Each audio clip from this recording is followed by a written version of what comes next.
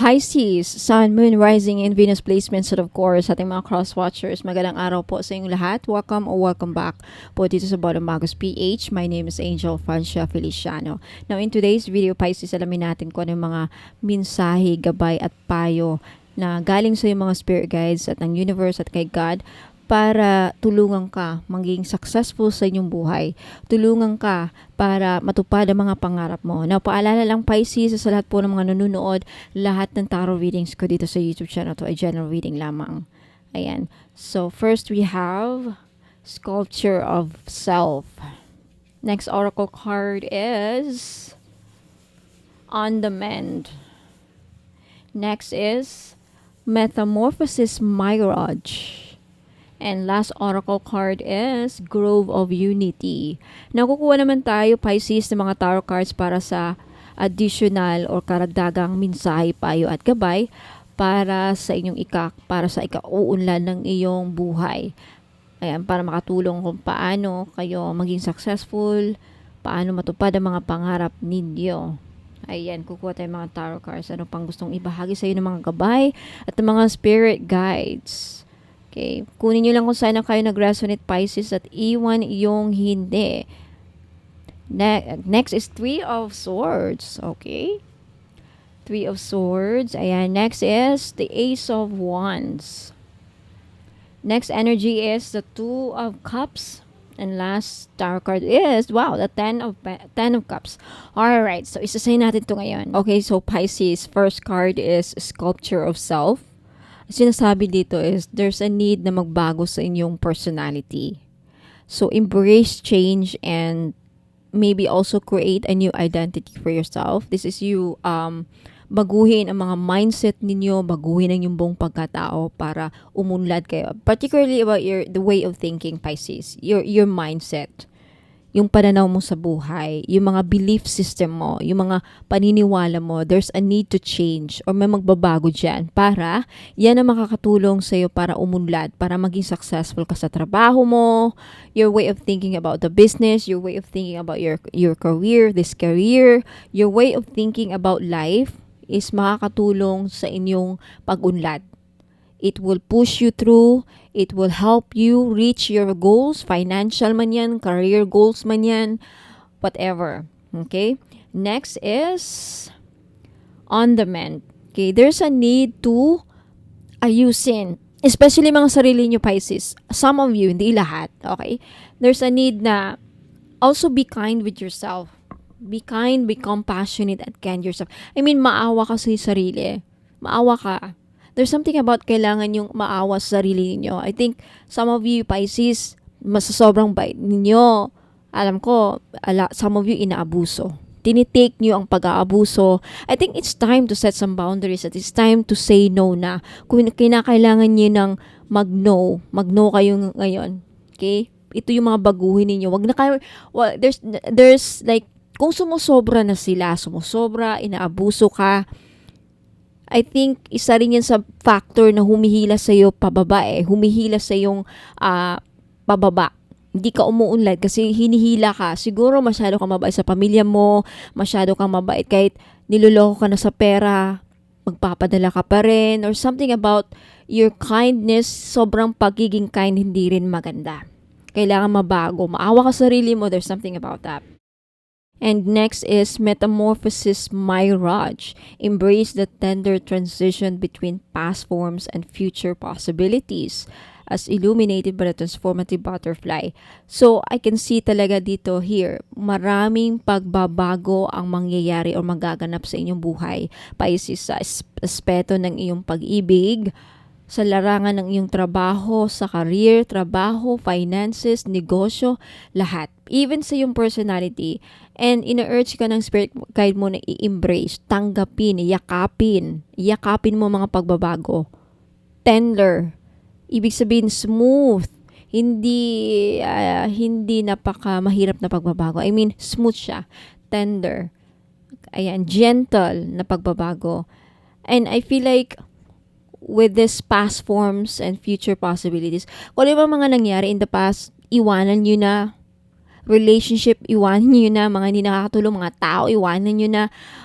Ano man bagay, tao, sitwasyon ang hindi na nakakatulong sa inyo, humihila sa iyo pababa, Pisces, iwanan nyo na. Kasi sa future, madami mga opportunities na magbubukas sa inyo sa ikauunlad ng iyong buhay. Kung yan ang gusto mo, iwanan mo na sila at talagang tanggapin mo ang mga pagbabago na mangyayari sa buhay mo. Kung ano mga pagbabago mangyayari sa inyo, tanggapin ninyo, iyakapin ninyo, hayaan ninyo mga pagbabago. Huwag niyong salungatin, huwag kayong mag-resist. Ayan. And next is groove of unity. I feel like there's a need na mag-collab in order for you to succeed in your business. Some of you, sa mga may business dyan, kinakailangan mag-collab, makipag syoso sa mga kanegosyo, partner. And there's also like there's a need na mag-unite kayo. There's a need na kailangan may unity sa grupo, sa kumpanya, sa mga katrabaho mo para maging successful ang outcome or ang goal ninyo. Even sa family, there's a need na magkaayos-ayos kayo para lumago. There's a need, kung saan man nyo ma-apply to Pisces, there's a need na mag-unite. There's a need na magkasundo. There's a need na magsama-sama, mag-collab para matupad, maging successful ang inyong mga goals. Ma-reach ninyo ang financial goals, personal goal, ano man, para maging successful ang outcome. Napunta naman tayo sa mga tarot cards. Sa tarot card, Pisces, we have the Three of Swords. For those of you, Pisces, na dumaan sa mga heartbreaks, niloko, nilagay sa third party, nasaktan sa buhay pag-ibig, use that fuel, use that energy to inspired you. Gamitin nyo yan as lakas. Gamitin nyo yan as inspirasyon para mas lalo kayo magpursige sa buhay. Gamitin nyo yan, yung loneliness ninyo, yung mga betrayal na naranasan ninyo, yung mga heartbreak, depression, or unhappiness na nararamdaman niyo yan, i-redirect nyo yung energy na yan sa paglago. No? You know, when I was very sad at talagang feeling ko talagang iniwan ako ng buong mundo, mga buong tao, ginamit ko to iniba ko, I redirected my energy. Nagtaro ako, nagnegosyo ako, and then boom, laki kong pasalamat. I think ganun din ang advice sa'yo na ano man mga pasakit na nararamdaman nyo ngayon, mga failures, mga hinanakit na nararamdaman niyo, betrayal, lahat na nabangin ko, gamitin nyo yan. Use that to fuel your energy para magpusigi kayo sa mga plano ninyo. Ayan. Next energy, Pisces, is the Ace of Wands. This message here is to get excited again kasi may meron talagang mga opportunity na darating, magbubukas na pintuan para sa iyo. Na itong opportunity nito tutulong sa iyo para umunlad ang buhay mo. Okay, magbibigay ito sa inyo ng creative opportunity na mapalago ang iyong negosyo, makaisip ka ng magandang produkto, maisip ka na magandang gawin para inegosyo. There's something about that. So get inspired again. Get excited again. Take action. Especially for those of you, Pisces, na meron na kayong naisip na gawin, it's time to take action. Do it na talaga. Huwag na magpaligoy-ligoy at get moving, kumbaga. Ayan. Next energy is the Two of Cups. Na marami akong nakukuha energy dito. First and foremost, there's a need in order for you to succeed sa negosyo, sa may mga negosyo. There's a need na makipag-collab talaga. There's a need to partner up with someone para maging mas lumago, mas maging successful ang outcome sa negosyo, sa work, or anything. And there's a need na marunong kang makisama. You level up with everybody. Kailangan makilevel ka, marunong kang makisama. Yan ang Two of Cups. And there's forgiving talaga. Because Two of Cups also about forgiveness. So, importante yung pakikisama, marunong kang makisama. I think some of you, hindi nyo problema yan, Pisces, because you're Pisces. I think yung iba lang, pagko-collab, pakipag-partnership, and pag-duality, equal proportion. Equal, para there's something about kailangan patas, kailangan equal, yung porsyento siguro, equal. There's something about equality, duality. Last but not the least, Pisces, you have the Ten of Cups. You know, in order for you to receive these blessings, kasi the Ten of Cups also about blessings and happiness and joy. I think pinapayuhan ka, Pisces, na focus sa family. If you want to succeed, do it because you're doing it with for your family, not with someone else. Yan ang susi. You do it for the right people. You do it for the right thing. You do it because it's the right thing for you to do. I think some of you Pisces na mga ibang lalaki dyan na Pisces or someone, I think may mga Pisces dyan na may mga plano, pero yung mga plano sa ibang tao, para sa ibang tao ginagawa, hindi sa pamilya. Yung iba siguro sa inyo, niniwan nyo ng mga sarili nyong anak, napunta na kayo sa ibang tao or something. There's something about, isa sa mga susi sa yung tagumpay is, balikan niyo yung pamilya niyo, unahin niyo yung pamilya niyo, i-priority niyo ang pamilya niyo. There's something about that. Now, Pisces, Sun, Moon, Rising, and Venus placements, maraming salamat. Let me know if nag-resonate sa inyo. Like this video if nagustuhan niyo. And for those of you na interesadong sumali sa libreng pahula, gaganapin dito once a week, maybe kung may time ako, make sure na nakapag-subscribe kayo at na-click yung notification bell para wala kayong ma-miss na mga uploads. And for those of you Pisces na interesadong bumili, makita yung mga produkto ko, ano yung mga binibenta ko, how to place an order, paano makabili, don't go away, magbibigay ako ng instruction na how to place an order and more. Maraming salamat, ingat po, and God bless. Hello! Ayan, so mga interesado pong makita yung mga produkto ko, ayan, lahat po ay nakalista or all of my products are listed on my website. So, paano po mahanap ang aking website? You just type here, kunyari, ito yung phone mo. If you are using Google, ayan, i-type nyo lang sa search bar, ayan, type nyo lang yung www.bonhommmagus.com and then click search. Okay, lalabas po yan. First, you have to accept all. Click the accept all cookies. Ayan. So, dito nyo makikita yung mga produkto ko. Ito yung unang bubungan sa inyo sa website. Nakikita nyo yung dalawang linya dyan sa taas. I-click nyo yan para makita nyo yung navigation pages. Yung navigation ng mga menu or pages. Nandyan yung home page. Okay, makikita nyo dito yung home page, yung biography ko, yung tarot services and more. Andyan yung prayers, bracelets, and amulets. Yung 18K gold-plated crystal necklace, yung crystal bracelet for men and women, yung mga oils, candle, sage and bath, eye amulets. So, andyan din po yung aking Facebook page link. I-click nyo lang ito. Kunyari, gusto nyong makilala ako. So, punta kayo sa biography. Click nyo yung biography na yan. Automatic, may ibang lalabas na isang page. So, andyan. Basahin nyo lang yan. Makikita nyo yung aking educational background, yung mga courses na tinake ko.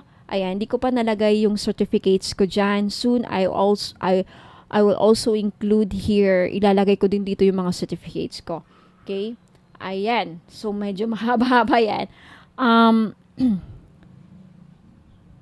Punta na naman tayo sa Tarot Services and More. I-click nyo lang yan.